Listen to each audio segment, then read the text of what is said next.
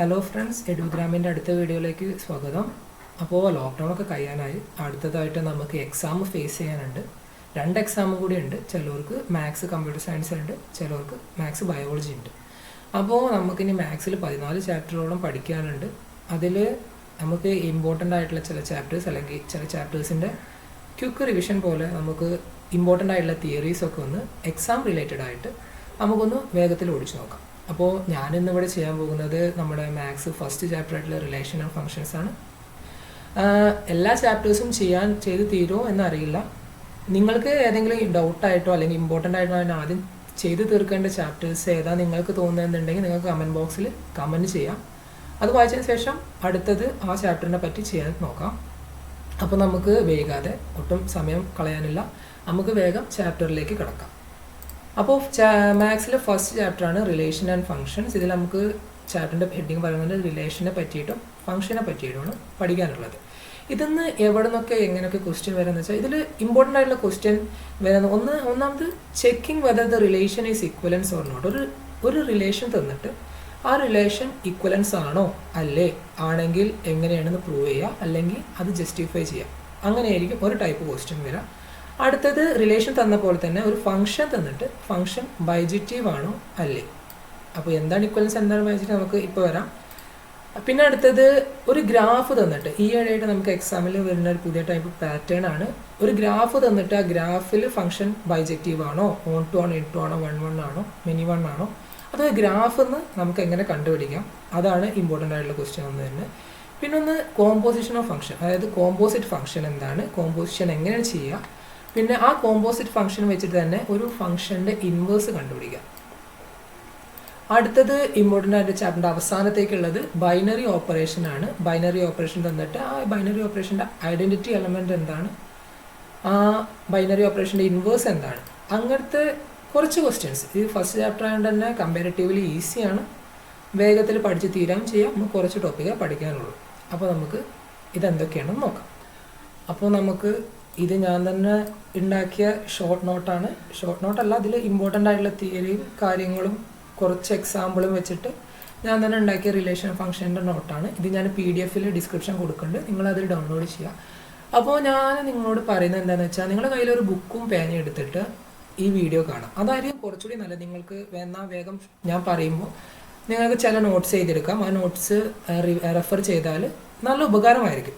അപ്പോൾ അങ്ങനെ ചെയ്യുമായിരിക്കും കുറച്ചുകൂടി നല്ലത്.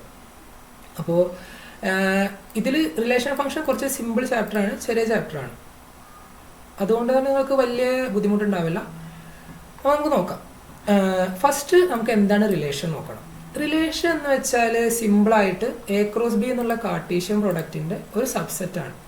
അപ്പോൾ എന്താണ് കാർട്ടീഷ്യൻ പ്രൊഡക്റ്റ്? കാർട്ടീഷ്യൻ പ്രൊഡക്റ്റ് നമ്മൾ സെറ്റ് പഠിച്ചിട്ടുണ്ടല്ലോ. A എന്നുള്ള മെയിൻ സെറ്റ്, A എന്നുള്ള 1 2 3 എന്നുള്ള സെറ്റും B എന്നുള്ള ഒരു 4 5 6 എന്നുള്ള സെറ്റ് കൊടുത്താൽ കാർട്ടീഷ്യൻ പ്രൊഡക്റ്റ് എന്താണെന്ന് വെച്ചാൽ A എന്നുള്ളതാണ്. ഇത് ഞാൻ വരച്ച പോലെ Aയിലുള്ള 1 4 A എന്ന എല്ലാ എലമെൻസിനും Bനോടൊരു കണക്ഷൻ പോലെ. അതായത് A 1 2 3 ഉള്ളത് 1 4 1 5 1 6 1 4 1 5 1 6, പിന്നെ 2 2 4 2 5 2 6, പിന്നെ 3 3 4 3 5 3 6. ഇതാണ് കാർട്ടീഷ്യൻ പ്രൊഡക്റ്റ്. ഈ കാർട്ടീഷ്യൻ പ്രൊഡക്റ്റ് ഇതിനാണ് ഓർഡേഡ് പേർ എന്ന് പറയാം. ഇതൊക്കെ അറിയാമായിരിക്കും. അപ്പോൾ ഈ കാർട്ടീഷ്യൻ പ്രൊഡക്റ്റിൻ്റെ ഒരു സബ്സെറ്റാണ് റിലേഷൻ. ഞാൻ ഈ നോട്ടിൽ മലയാളത്തിലാണ് എഴുതിയിട്ടുള്ളത്. അപ്പോൾ നിങ്ങൾക്ക് സുഖമായിട്ട് മനസ്സിലാവും. അപ്പോൾ റിലേഷൻ എന്താണെന്ന് വെച്ചാൽ it is a subset of A Cartesian product which have A condition. അതായത് ഇതിൻ്റെ എങ്ങനെയും ഒരു സബ്സെറ്റ് എടുത്താൽ പോലെ നമുക്ക് ക്വസ്റ്റ്യനിൽ വരുന്നതൊക്കെ ഒരു കണ്ടീഷൻ തന്നിട്ടായിരിക്കും. അപ്പോൾ ഞാനിവിടെ A×B എന്നുള്ള മെയിൻ സെറ്റാണ്. ഇതിൻ്റെ സബ്സെറ്റാണ് സെറ്റ് 1 4 2 4 3 5. അതായത് ഇതിലുള്ള ഈ 3 എലമെൻറ്റും ആക്കിയിട്ട് എടുത്ത സബ്സെറ്റ്. ഇതൊരു റിലേഷനാണ്. ഈ റിലേഷൻ എന്താ കണ്ടീഷൻ നമുക്ക് പറയാം. ഈ റിലേഷൻ നമുക്ക് നോക്കുമ്പോൾ മനസ്സിലായി ഇതിൻ്റെ രണ്ടാമത്തെ എലമെൻ്റൊക്കെ 4 ആണ്.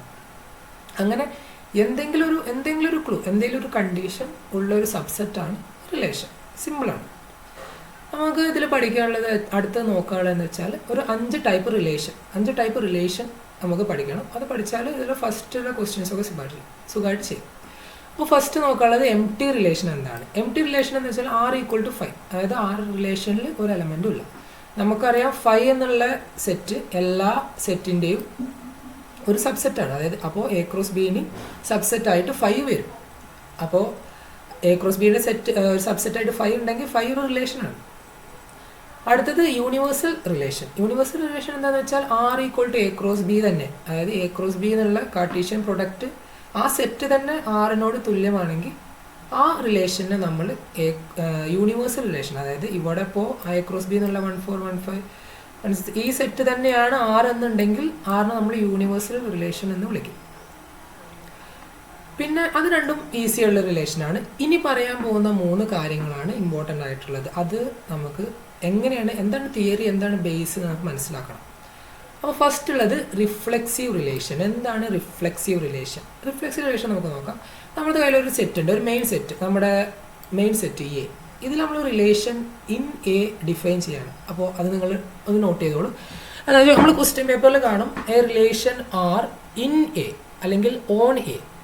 അത് എന്താണ് എന്താണ് പറയാൻ ഉദ്ദേശിക്കുന്നത് വെച്ചാൽ, ഒരു റിലേഷൻ നമ്മൾ പറഞ്ഞ ഒരു relation equal to subset of A cross B.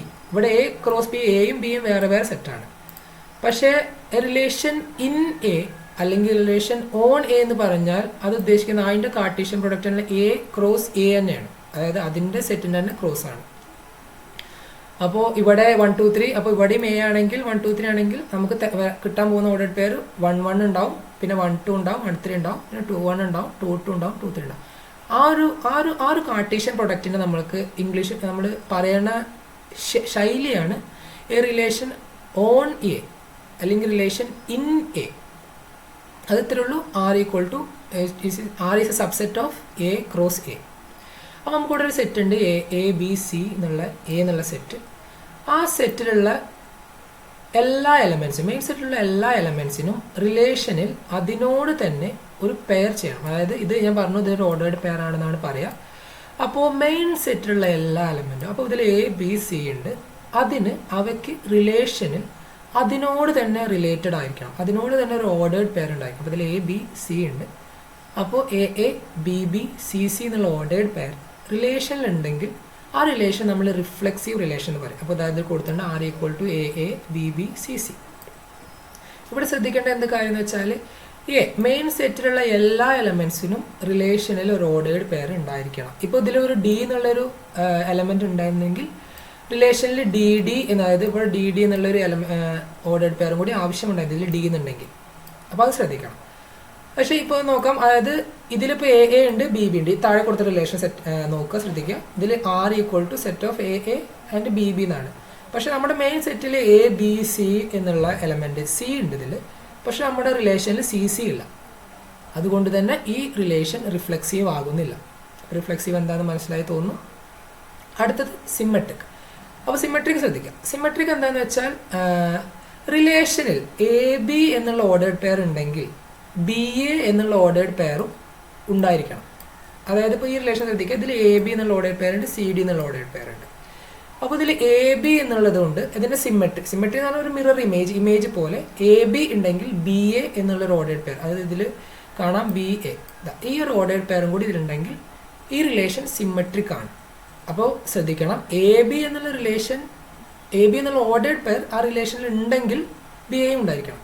അതിൻ്റെ അർത്ഥം എ ബി ഇല്ലെങ്കിൽ ബി എയും ഉണ്ടാവേണ്ട ആവശ്യമില്ല.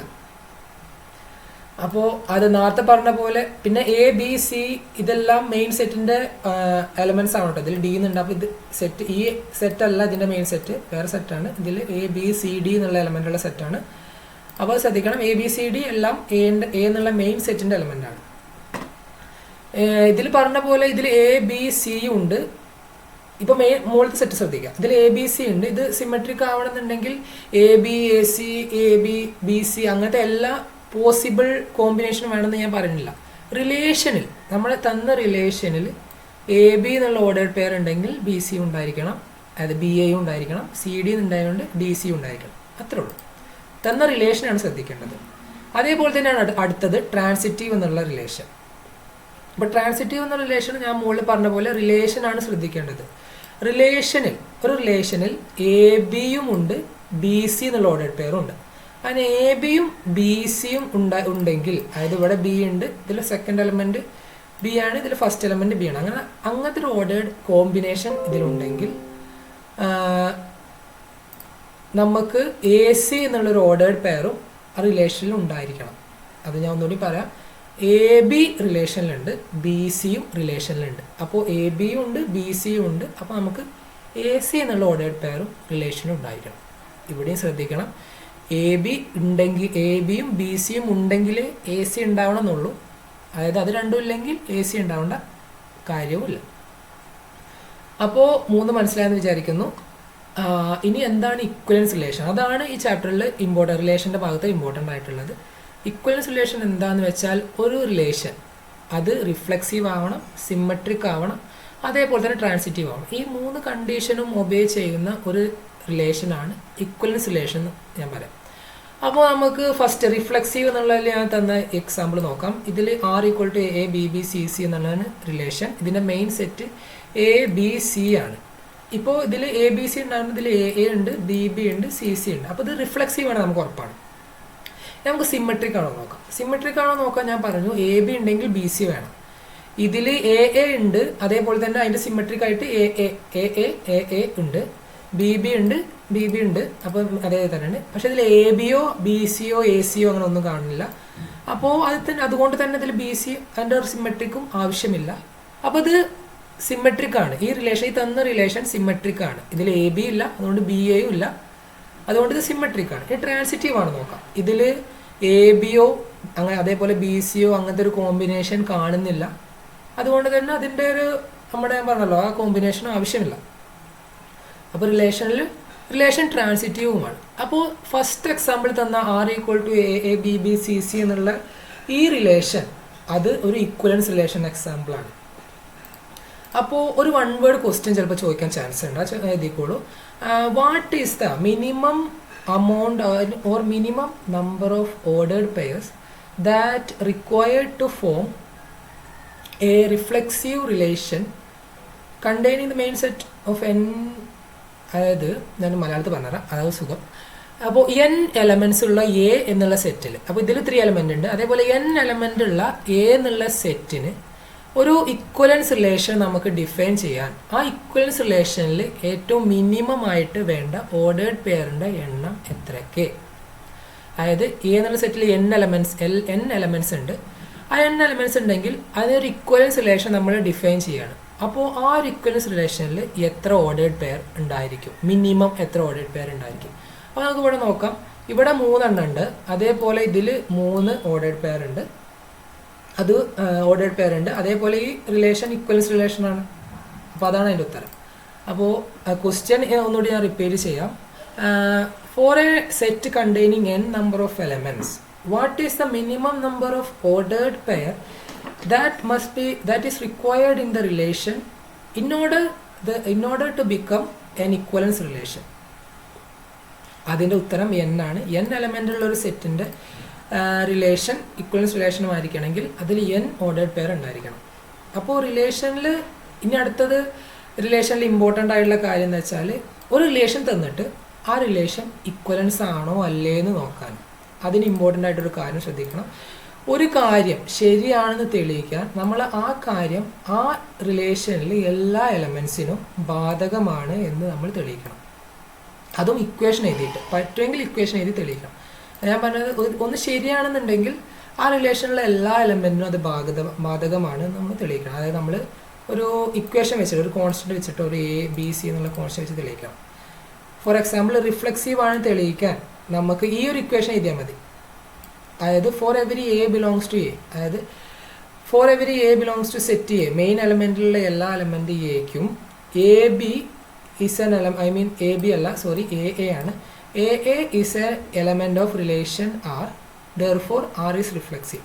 എ എന്നുള്ള എലമെൻറ്റ് സെറ്റ് എയിലുണ്ടെങ്കിൽ റിലേഷനിൽ എ എന്നുള്ള എല്ലാ ഓർഡേഡ് പെയറും ഉണ്ട്. അതുകൊണ്ട് ആ റിലേഷൻ റിഫ്ലെക്സീവ് ആണ്. അതേപോലെ സിമെട്രിക് ആവണമെങ്കിൽ A B belongs to R, A B എന്നുള്ള ഓർഡേഡ് പെയർ ആറിലുണ്ട്. അതേപോലെ തന്നെ B A belongs to R, therefore R is symmetric. Also A B belongs to A, അതായത് എയും ബിയും എ എന്നുള്ള സെറ്റിൻ്റെ എലമെൻ്റ് ആണ്. ഇത് ഓപ്ഷനിലാണ്, ഇത് എഴുതിയില്ലെങ്കിലും ഈ 2 ലൈനെങ്കിലും എഴുതണം. For every a comma b ordered pair belongs to R implies b comma a belongs to R, therefore R is symmetric. ഇനി ട്രാൻസിറ്റീവ് ആണെന്ന് എഴുതാനും അതേപോലെ തന്നെ a B belongs to R, A B belongs to R and b c belongs to R, a ബിയും മാറിലുണ്ട്, b സിയും മാറിലുണ്ട്, അതേപോലെ തന്നെ എ സിയും മാറിലുണ്ട്. For every set of a B c belongs to, അതായത് എയും ബിയും സിയും എ മെയിൻ സെറ്റിൻ്റെ എലമെൻറ്റ്സ് ആണ്. അതുകൊണ്ട് ദെയർഫോർ ആർ ഈസ് ട്രാൻസിറ്റീവ്. ഇത് മൂന്നും തെളിയിച്ചതിന് ശേഷം since R is reflexive, symmetric and transitive, R is a equivalence relation. ഇത്ര എഴുതി കഴിഞ്ഞാൽ ഒരു ഇക്വലൻസ് റിലേഷനാണ് നമ്മൾ തെളിയിച്ചു, നമുക്ക് മാർക്ക് ഫുള്ള് കിട്ടും. ഇതേപോലെ തന്നെ ഞാൻ പറഞ്ഞു, ഒന്ന് ശരിയാണ് തെളിയിക്കാൻ നമുക്ക് ഒരു ഇക്വേഷൻ എഴുതണം. പക്ഷെ ഒരു കാര്യം തെറ്റാണ് തെളിയിക്കാൻ നമുക്ക് ജസ്റ്റ് ഒരു എക്സാമ്പിൾ, ആ റിലേഷനിൽ ഒരു എക്സാമ്പിൾ കാണിച്ചു കൊടുത്താൽ മതി. അപ്പോൾ നമുക്ക് മുകളിലത്തേൽ നോക്കാം. ഫസ്റ്റ് ഞാൻ റിഫ്ലെക്സീവ് റിലേഷനിൽ തന്നു. നമ്മൾ ഇപ്പോൾ ഒരു ആറുണ്ട്, ആറിൽ എ എ ബി ബി എന്നുള്ളതാണ്. ഈ എ എ ബി ബി എന്നുള്ളത് പക്ഷേ സി സി എ സെറ്റിലുള്ള സി എലമെൻറ്റിന് നമുക്കൊരു സി സി എന്നുള്ളൊരു ഓർഡേഡ് പെയർ ഇതിൽ കാണാനില്ല. അപ്പോൾ അങ്ങനെ എഴുതിയാൽ മതി. സി ബിലോങ്സ് ടു എ, അതായത് സി എയിലുണ്ട്, but ordered pair c comma c does not belong to R, therefore R is not reflexive. അപ്പോൾ റിഫ്ലെക്സീവ് അല്ലെങ്കിൽ അതൊരു ഇക്വലൻസ് റിലേഷനോ ആവില്ല. ഞാൻ പറഞ്ഞു ഇക്വലൻസ് റിലേഷൻ ആണെങ്കിൽ 3 കണ്ടീഷനും സാറ്റിസ്ഫൈ ചെയ്യണം. ഒന്ന് തെറ്റിച്ചാൽ പോലും ആ സെറ്റ്, ആ റിലേഷൻ ഇക്വലൻസ് ആവില്ല. അപ്പോൾ റിലേഷൻസ് കഴിഞ്ഞു. നമുക്ക് ഫങ്ഷൻസ് എന്തൊക്കെയാണെന്ന് നോക്കാം. ഇത് ഞാൻ കുറച്ച് ലോങ് ആയിട്ടാണ് എക്സ്പ്ലെയിൻ ചെയ്യുന്നത്. അത് സാരമില്ല, കുറച്ച് തിയറി പഠിക്കണം.